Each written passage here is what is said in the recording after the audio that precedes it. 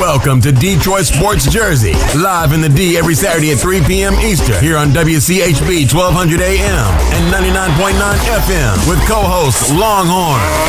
Straight sports talk, no professionals here. Live call-in number 313-568-1200. And now, here's your host, Will Sims.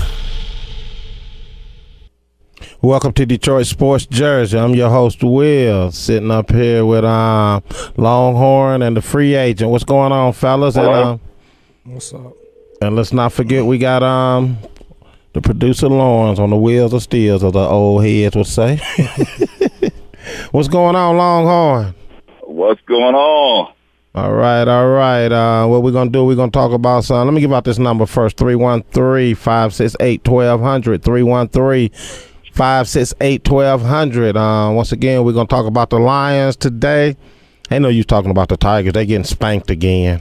As we speak right now, top of the fifth, they down 9-1 after the spanking. Last night of 20-6. They gonna be all right. Yeah, right. You don't be all right like that. Hey, don't you get free pizza when it's 7 or 9 or something? According to the free agent, you do. Well, we have to have 9 runs though. But actually, they playing in Minnesota anyway. Yeah, in Minnesota. So that wouldn't affect us here. But anyway, we're going to talk about that. Lauren went to the game last night. How was it, Lauren?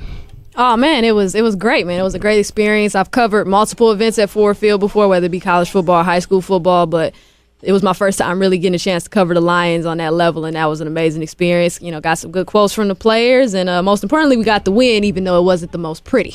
Oh, okay. Well, we're going to come back and see what some of the Lions players had to say to Lauren last night. Of course, you know, like you said, they got the victory, 13-12. But I watched that Green Bay game. They in trouble. They in trouble.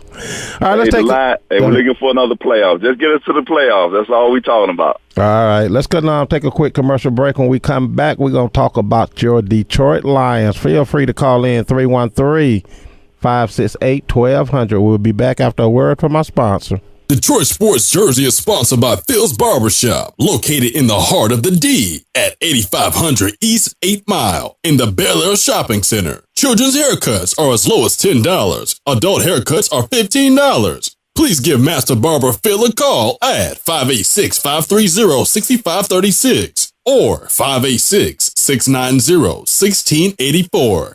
Come in and get that fresh haircut of your choice. That's Phil's Barbershop at 8500 East 8 Mile in the Bel Air Shopping Center. This segment is brought to you by iSearchDetroit.com. Keep up with all things positive, Detroit. You can check out what iSearchDetroit.com is all about at our website, iSearchDetroit.com. We also have an Android and Apple app. All right, welcome back. All right, let's talk about those Detroit Lions last night. Free agent Longhorn. Yeah, can I start with the Lions, man? That's what I said we were starting with. Go ahead. You know what, the Lions, you can't beat yourself all the time. You know what I'm saying? The penalties, the turnovers, come on now. You know, all that stuff should have been taken care of with the practice squad and the practice team. How you going to come out there and fumble the ball in the preseason? And now your career is based on fumbles. If you hold on to the ball, you make the team. If you fumble, you don't make the team. You know what I'm saying? So I think the Lions just beat themselves. What do you think about that free agent? Well, the Lions won the game last night. Oh, Lord, here we go. See, that's your typical Lions fan. Lord have mercy. That's your typical Lions. You know what? This ain't Al Davis, man. Just matter. Win, baby. At the end of the day, as long as you put up more points, a win is a win. I mean, you can't really take that perspective, though, to me, if you're the Lions, though, because I've said this before, and I've been saying this all preseason. Every team is not going to be the Jaguars or the Browns. I mean, that's right. Every team's not going to be that. That's what I mean. I think that's what Will is saying when he says, Green Bay couldn't bring some trouble. Even Chicago, you may not think much of their defense or might even not think much of their offense, but you have to understand that every team is not going to be like Cleveland and Jaguars, that growing team who's still trying to get better. There are established teams who are on this schedule this year, and the Lions can't afford to let little things like the penalties, the unnecessary turnovers, and the fact that they can't score in the red zone hurt them. That's going to be the issue. And then you'll be complaining later saying, oh, well, what's the problem? I don't get it. And it's like, well, these were the same issues we saw during preseason. We told you to look out for them. Exactly. It's deja vu all over again. I'm trying to tell you. The secondary, like they just came out of high school football. I don't understand why they don't have their game together out there in the secondary yet. It's a mystery to me. I think it's a mystery to the Lions fans, too. Lauren, when you talked to the players last night, how did they feel about winning the game? And did they feel that they still got a whole lot of improvement to do, or they feel they comfortable at where they at, that they can, make the playoffs this year? The vibe I got, I only got a chance to speak to certain players like Eric Ebron, Reggie Bush, and Matthew Stafford. But all of those guys, and also DeAndre Levy, all of those guys know that they could be so much better. And I think that was the thing that I really liked. When we talked to Matthew Stafford, it was really great to hear him say, he was pissed about that interception. But at the same time, he's learned how to move past his interceptions, come right back to out, and lead his team down the field. Same thing with Reggie Bush saying, constantly, I had a nice big 86-yard run, and it was great to do that. But we have to cut out those penalties. We have to cut out those turnovers. Because they understand those little things right there are the key things that's going to hurt them like they did last season. And if they want to truly evolve, they understand that they can't do that. And that was the thing that I like seeing. All the guys still took it seriously. Coach Caldwell, again, just being that guy saying, that's something we have to fix. This is getting ridiculous. Like he said, we had 11 penalties last game. We have 15 this week. That's unacceptable, and they know that, and they're trying to fix it. That's called being undisciplined. Free agent. That's what that's called. If they have a trophy for penalties, they on a steady track, right? Yes. You take out 86-yard run by Bush, and minus all the penalties, that'll bring his run back to -2. Free agent, let me ask you a question. How do you feel about Nick Fairley being demoted to the second team because of his weight? That's Nick Fairley problem. He need to come in shape and take this seriously if you want to get on the field and play. Oh, for real? Yeah. You know what, Will? I'm just going to chime in on this guy, Nick, right? Mm-hmm. I mean, you know what you have to do to be at that level. Maybe being on the second string now, he'll get out, he'll watch and see his, because I don't think they're going to abide by his contract. They're not going to re-sign that guy. Because I think at a certain time in a pro player's life that you got to sit back and say, hey, I came here, I did all this hard work from high school or pee-wee football, high school, college. Now I'm at the pro level. Now you got to be a pro player. You just can't go out there and be all willy-nilly, eat what you want to eat because you're making millions and millions of dollars and figure it's not going to matter. So the Lions, I think they need to, after you sit on the sideline and watch the other guy take his spot and he go from the second string to the third string to the practice squad to the CFL, I think it'll probably hit him when he's coaching a football team, Pee Wee Power League up in Detroit someplace. Like, man, I really messed up. Basically, what I'm getting out of it is it's the number one wasted draft pick. But I always thought, honestly, I ain't going to even front. I never liked to pick anyway. You didn't? I never liked to pick. And it's not because Fairley isn't talented. The talent is there. It's always been his attitude and his consistency. That was the issue at Auburn. If you go back and look at his film, you go back and look at a lot of those interviews, a lot of people kept constantly saying, Fairley can be great. He can be. Keyword was can. Can be. And that's my thing with the Lions. Y'all know who y'all drafted. Y'all was in the interview room with him. I mean, I'm not really surprised that he's acted this way. I mean, Sue was a surprise because Sue didn't act like this in Nebraska from what we heard. So, we started seeing some little things out of Sue. It was a little bit more of a shock because, like I said, I didn't hear these things when he was at Nebraska. But with Fairley, I was constantly hearing, he has his inconsistent moments. He has his moments when his motor goes out. He can be a little bit of a head case. He can get overweight. Shoot, he was overweight at Auburn. That's why he needed a breathing machine looking like Sean Rogers over there. Hey, he need to do some of them pushback exercise, push back from the table sometimes. You know what I'm saying? Oh, man, y'all really hard on Nick Fairley, ain't you? But you know what? Like last show y'all talked about, Will, there's college players and then there's pro players. Exactly. You know what I'm saying?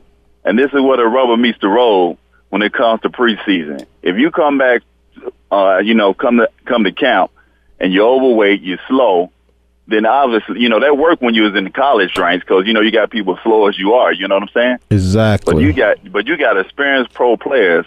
This is a livelihood to get up off that line. You know what I mean? But if your livelihood is get to that buffet table and say, I got millions of dollars, I'm good, I'm set. Okay. Then guess what? You be good and set in the power football league coaching somebody. Let's go to line one and see what the caller has to say about this. Get off the line. We're only talking about Nick Fairley at the buffet. Come on now. Caller, you on the line. Welcome to Detroit Sports Jersey. Hello? You there, caller? Yeah, what up? This is DC. What's happening, DC? What's going on with you? Nothing, man. Just listening to y'all show, enjoying it. Okay, we appreciate that, DC. We appreciate it. What you think about your Detroit Lions? Did you watch the game last night? Yeah, I watched it. So, what did you? Your outcome? What you think? How do you see them? How far do you see them going this year after the third preseason game? Without Matthew Stafford, they ain't gonna make it that far. Okay, I mean they're gonna need. Yeah, but their second string quarterback was trying to show his butt last night. He's trying to say, "Hey, I want the spot." Why are you so quiet? You right, but I mean, without him, it's because of who their second string quarterback is. He'll get them to the whatever, but Matthew Stafford, he got to come bring his A game just for them to go to the playoffs. I think Moore gonna take his spot. I don't think so. I don't think so. Moore got to show me more, but he is a good quarterback. Okay. What do you think about that, Big Will? Where you think he's gonna go? What you think the Lions gonna go? Think he gonna make the playoffs? Look, I see him losing 2 games already this year. I watched the Green Bay game last night, and Detroit is in trouble when they meet them for real. I'm not even playing around and joking. Y'all think I hate on the Lions? Like you don't see? Oh, you will see it. You gonna see it. You gonna see it. He's a typical Lions fan, so he's blind. So he look with his eyes. We gonna win the division this year. No. We gonna win the Super Bowl or nothing, but we gonna win the division. Oh, you ain't screaming at this year? No, not this you year. ain't not this year? You mean out of all the years, this is the first year y'all ain't gonna scream that? I wouldn't scream that, but you screamed it last year. I want to know why you are screaming it in the first place. I wasn't screaming that last year. It shouldn't even be mentioned unless you talking about how we didn't go. I don't even know why you mentioned the Super Bowl with the Lions. The only way you should be mentioning that is if you talking about we not going. See, you know what the Lions fans do? He's not a Lions fan. That's what it is. He's not a true Lions fan. No, he's a true Lions fan. But what the Lions fans do, they watch games with their heart. They don't watch it with their eyes. That's the problem right there. Just like I'm a big 49ers fan. I watch it with my eyes. They suck right now. They overpaid the quarterback too quick. They suck. How you going to go 34-0? Now, I'll be honest with you. You can't say that about your Lions team, can you? Say they suck. Say it, DC. Say it, free agent. Say it, free agent. Say it. They don't suck, though. Say it. But they don't. See what I'm saying? He in denial. That's all it is. He in denial. No, I done seen some bad Lions. Say they suck. This is not a bad suck Lions. Did they suck last year when they started off 6-2 and the bottom fell out? Say it. They didn't suck, but they all right, that's all I wanted you to do. Just say they dropped the ball. They didn't suck. But they dropped the ball. I'm not gonna beat up on the Lions. I think they gotta they gotta rebuild. I think the new coach is gonna get their heads together and pull them all so they can gel. Once they start gelling, give them a couple years to work together, play together. I say in about 3 years they're gonna go back to the playoffs. I give them 3 years. Now Super Bowl, I give them 5. Super Bowl, that's a far stretch unless I'm playing John Madden. Hey, Longhorn, they got to make it to the playoffs first. I said 3 years. They make it to the playoffs in 3 years. I say mark it down in history today. Longhorn said they will be there in 3 years. Hey, Lauren, let me ask you a question. You said you interviewed Ebron, right? Mm-hmm. Is he a terrible blocker like they say he is? Actually, I wasn't too impressed with his blocking the first 2 games. He he secured the critical block that broke Reggie free on that 86-yard touchdown. Because I heard he suck as a blocker. But this was probably the best game that I've seen him as far as blocking. He was horrible the first 2 games. I was not impressed, but he did a better job in this game. Like I said, he did secure that critical block for Reggie Bush to get that 86-yard touchdown. He had a couple other nice blocks in the game, but he's improving. But I think Reggie brought up a good point when we asked him about Eric Ebron. He brought up a good point that, at the end of the day, we still have to be patient. I think because we didn't really want him, we're looking at him saying we need, and this is not what Reggie said. It's not because we really want him. This is me talking. I said, let me clarify that, because next thing you know, they're going to be like, Lauren said, Reggie said we didn't want Eric. No, let me clarify. I think as fans sometimes, the analysts, we look at and we say, we wanted the Lions to go get a corner. Me and you have talked about that, Will, constantly, that they should have went and got a corner. So I think a lot of people are looking at Eric and saying, okay, we went and got you. We didn't go get a corner like we were supposed to. You should be showing me something that I've never seen before, and instead he's having that slow learning curve. But as Reggie Bush kind of brought up, even back in his rookie year, like he said, I was going crazy because you are trying to gain and trying to learn so many new things. Like Reggie said, he didn't really fully get acclimated to his system in New Orleans until probably his second year, truly. So I think, again, it just goes back to being patient with him, especially since blocking was not one of his strong points. But I think he is getting better. He is evolving. Fans just have to be a little bit more patient and not expect him necessarily to come out like Calvin Johnson Jr. Now, since you kind of close with the organization, let me ask you a question. Since you interviewed the players, is it the coaching, the players, or they just don't have people that know how to evaluate talent? Because why would you go draft a tight end in the number one pick? He got one. Well, for the majority of that scout team, now in the past, Jim Swartz and company, Steve Mariucci, that scout team was from 1950. So, no, they couldn't evaluate talent at this level. But this new staff that they brought in, I'm not really sure what the goal was. And I think that's kind of the thing that I've been hearing from other people who cover the Lions as well. I feel like they really just kind of let it trump with offense. They wanted to give Stafford another weapon. I think they wanted to cover their behind in case Pettigrew doesn't work out. I think in case Fourier doesn't necessarily blossom into what they want him to blossom into. I honestly got the feel that they're trying to cover their butts a little bit. They want to really make this offense something special first before, I think, really focusing on the defense, and I think that's why they didn't necessarily go and get the corner. And I think, too, again, I'm not really sure, how much pull Jim Caldwell has in there. He comes from Baltimore, so he understands defense wins championships. Exactly. But at the same time, we also know defense is not his area. Offense is. So I find it a little hard to believe that, he was maybe willing to say, I want to go get that corner, with that 10th pick, when I can go get this tight end who can play wide receiver, who can be special, and who can be that next big guy next to Calvin Johnson. So that's kind of the feel that I got from the players and then just from the organization as a whole. Oh, okay. Free agent. You said you the big line. What do you? What's wrong with the organization? I mean, is it they don't have people to? Do you really think they know how to evaluate talent? Yeah, they got good talent. All right, good talent. Okay, we're gonna go to a commercial because this guy over here, I don't know what he said. They got good and great talent. No, I didn't say great. I said they got some good talented players. I mean, they're going in the right direction. So, if they play on another team, they'll be okay. I wouldn't say that, but I'm just saying the Lions going in the right direction. All right, we're about to take a commercial break. All right, DC, we appreciate you calling in and listening. And, like I said, thanks for supporting Detroit Sports Jersey. Well, thanks for having me, man. All right, take it easy now. All right, we'll go to a commercial break. We'll be back. We're going to talk some college football when we come back after word from our sponsor.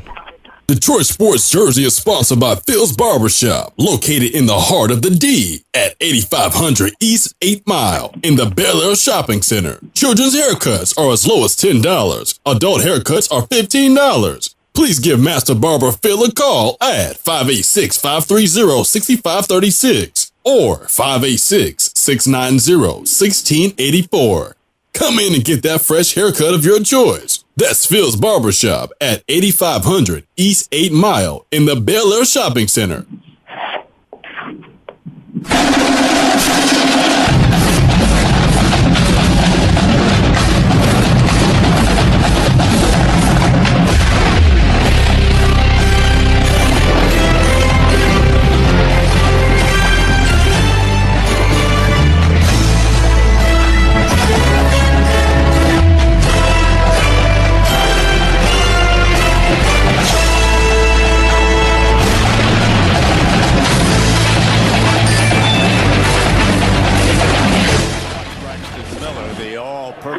Ohio State quarterback. Some of you may not have seen him, but he is a good one. Well, I think he might be one of the most dynamic playmakers right now in college football. And because he has his hands on the ball every snap, Urban Meyer, with his system, has figured out ways to be able to capitalize on his playmaking skill. Design run for Miller. Nifty footwork. And now plenty of running room down the near sideline. Touchdown! All right. You heard it. Braxton Miller. Okay, Michigan State. That might open up some doors for you boys. Michigan State won the conference last year. So No. Braxton Miller's out for the year. So what that's supposed to mean? They didn't win last year. No. You don't understand. Show some respect, bro. Exactly. Good God. Exactly. I mean, really? Do we got to spell it out? R-E-S-P-E-C-T, man. They got some respect when the Lions draft. And then they be like, okay, they good. He's good. Come on now. That's the Big Ten, man. It's opening up the doors for, But let's be honest. If Braxton Miller was playing, I'm sorry about that. He was a good player. They'll run away with it, for real. Oh, yeah. Like a runaway train or a Cadillac going down wheels, flat tires. Hey, so who you think going to the Lauren, you go up there and cover Michigan. Have you had any word on how they feel about that, dude? You know, I know they hate talking about Ohio State up there, but I know them fellas got to be feeling some kind of, you know. Well, when Brady Hoke brought it up at the last press conference, and basically he had just said, you know, it was very unfortunate because he looks at it, you know, from a situation of knowing that not as a competitor, but as a coach and as somebody who would probably love coaching Braxton Miller, saying just, hey, it's unfortunate, you know what I mean, because he knows this is a huge year for Ohio State. He also knows it's a huge year for Braxton in itself. He could have went to the draft this past season, chose not to go, understood he needed to improve, came back, and now the fact that he could miss the season is very frustrating to a guy, like I said, who has a lot of great talent, and Brady Hoke understands that. The players that I talked to, they were, I'm not going to name the name. Some was like, you know, whatever. Actually, he's coming back again next year. Yeah, and that's what he needs to do. And I think, and that's what a lot of the players were kind of saying, you know, who I did get a chance to talk to. Their whole thing was just, you know, it's really frustrating because they understand that could each happen to them. And of course, this was also unfortunate because it happened in a non-contact situation. It wasn't like he got hit. You know what I mean? This was just him throwing the ball and something went terribly wrong. So I think a lot of people are just saying on the Wolverines that this is unfortunate, but they're at least happy that he can come back the following year and still continue to build his brand and hopefully end up having a pro career. But a lot of people felt on Wolverines that it was unfortunate, but at the same time, I don't think they're necessarily shedding tears over it. You know what I mean? I think they're still looking at it from a game standpoint, competitor standpoint. Oh, that works out pretty. That's not too bad. But at the same time, from a non-competitive standpoint, they get it. They feel sorry for him, but they know he's going to bounce back. Let me ask y'all, all three of y'all, a question. How do y'all feel about Maryland and Rutgers coming in the Big Ten when Maryland clearly is just a basketball school? Yeah. I mean, how do y'all feel about that? Free agent, speak up, wake up over there. They'll be better at football since they're in the Big Ten. I ain't saying they're going to win some Big Ten championships. What's going to make them better just because they move to another conference? That'll make them better.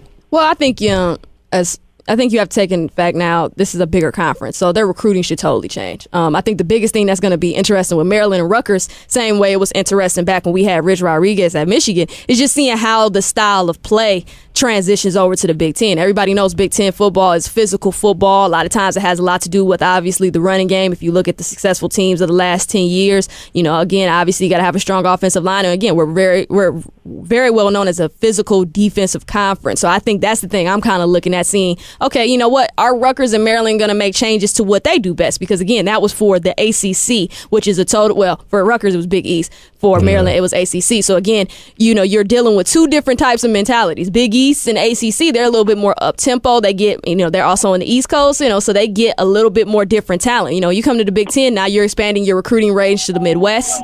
Everything changes now. So I think that's going to be interesting, the recruiting and then how they change their style of play to fit the Big Ten if they change it at all. Oh, okay. Longhorn, what you think? Well, I think Maryland just trying to make a little more cash for the athletic department. You know, that's the route you take. That's what you see. They're going to be like Lauren said. They're going to be able to take the hit and be as physical. You know what I'm saying?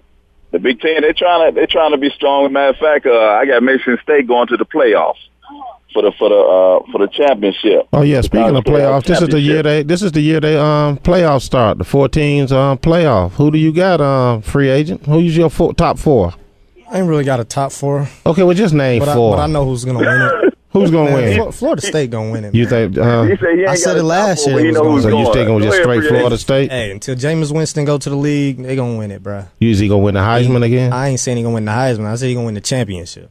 What about he might, because he gonna throw it a little more this year, I think. He going to throw it a little more. Who's your top 4, Lauren, to make the playoffs this year? You might fall down. You know, for me, I haven't really come up with my official top 4 yet. You know, I definitely still think Florida State will definitely be in the top 4. I do have a Big Ten team in there. I'm not gonna say which one yet. But in the top 4. You got a Big Ten team, Lauren? I got a Big Ten team. I'm gonna say that until next week when Michigan. Oh, you gonna save it? I'm gonna say that for next week. I'm not gonna get out one up, but I definitely think Florida State will be in there. And of course, you know, I mean, honestly, I think this is really gonna be a battle of the Big Ten and the SEC, with the exception of Florida State out of ACC. Well, the Big 4 they got going is Florida. Well, not the Big 4, but you know, Florida State, Auburn, Alabama, and Oklahoma and Oregon. It's not bad. Well, they may have them ranked that way, but I got them like this. I got Florida State, I got Alabama, I got Oklahoma. You know, since they close here to Texas, but you know, and also my sleeper team gonna be Michigan State. Hey, don't sleep on Texas. They're gonna be pretty good this year too. You think so? I did have Ohio State up in there as my sleeper, but when they lost their starting quarterback, then I had to take them off. I was like, you know, they gonna be. I don't put that much pressure on the Buckeyes. You know what I'm saying? Hey, Longhorn, let me ask you something. Speaking of down in Texas, right? They putting a statue of RG3 up in front of Baylor. I mean, is he the really most popular guy that ever came out of there? That, not only is he most popular, they named the street after No. Let me tell you who. I can put Iron Mike Singletary. Hello. Case closed. Yeah, in the pros. Case closed. Not in college. Case in closed. The pros, not in college. You talking about put a whole Singletary in there and give a statue to him? No, I'm talking about I would put one up before I would RG3. I don't know what, you know, RG3, man, he just changed. Like, you know, he grew up in Scarpus Cove down here, you know, so I say he's giving back to the community a lot, you know what I'm saying? So, and Baylor, he put Baylor on the map, you know, just like, you know, their basketball team, what's her name? Griner. There you go. Pretty good. You know, so RG3, I think a statue, I think that's a little early, you know, to people under statues of him. Because his career is not as stellar as most people think, you know. So I don't know about that. They may put a statue of me up there playing football. Okay. Good Lord. I was with you till you got to that part. What's on line one? Exactly. What is your problem, man? What is Longhorn play football. Hey, do you see Michigan State taking a setback, Lauren? Going, you know, or you see them winning a title again, Rose Bowl? I definitely think they have a possibility to win. I think the biggest thing is just going to really be first the defense. You know, they lost a lot of talented guys to the NFL. Their defense was a beast last year. They're man. Yeah, but we talking pro defense, man. They was killing them. Absolutely, but at the same time, D'Antoni does a great job of in-state recruiting here, and he does a great job of recruiting. Period. So there's a lot of good depth. I think the key thing is just seeing how experienced that depth is and how experienced they become during the course of the season. I think the main thing, everybody besides the defense and seeing how great they are, because again, to me, Michigan State thrived off their defense, is now seeing if they can't thrive off their defense like they were in the past. I think everybody's kind of looking at this offense now saying, okay, Cook, are you ready? Exactly. Are you ready to take this team to the next level? Because last year we saw some improvements. You weren't great. You were solid. You had your moments when we're looking at you like, what are you doing? Yeah. But you had your moments too when you stepped up, went past the pressure. So I think now they're looking at that offense saying, hey, can y'all carry this defense a little bit while they get better, since this is, again, a newer defense? Which y'all think is better? Let's go to line one. Hold on. A great defense or a great offense? Defense win championship. Offense win games. You know that's how it goes. That's what I say. I'd rather have a solid defense that can stop somebody, and we get down there, kick a field goal, win the game, or like the Lions, win by 1 point, than our solid offense and the defense can't stop nobody. You know what I'm saying? All right. That's right. Okay, before we get out here, I want to touch on this because the free agent want to talk about this. It's official now. Kevin Love in Cleveland. Nowhere. What did I wanted to say? You said you lead the show off with that. Now you gonna act like, for real? Are you serious? I done forgot what I wanted to say. You say for real? We got R. Kelly over here in the background and over here. Can you hit the mute? You said it wasn't me. R. Kelly wasn't me who said that? No, I got the marketing department over here playing R. Kelly, running out the door with the computer like she done stole it.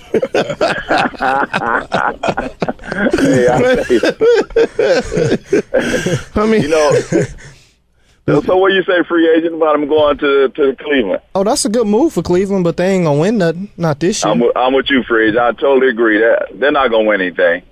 That's a good move. That's good for merchandise, and would you ever kept get their Wiggins stats up on their revenue? I would have tried something. How about you, Lauren? Would you have kept Wiggins?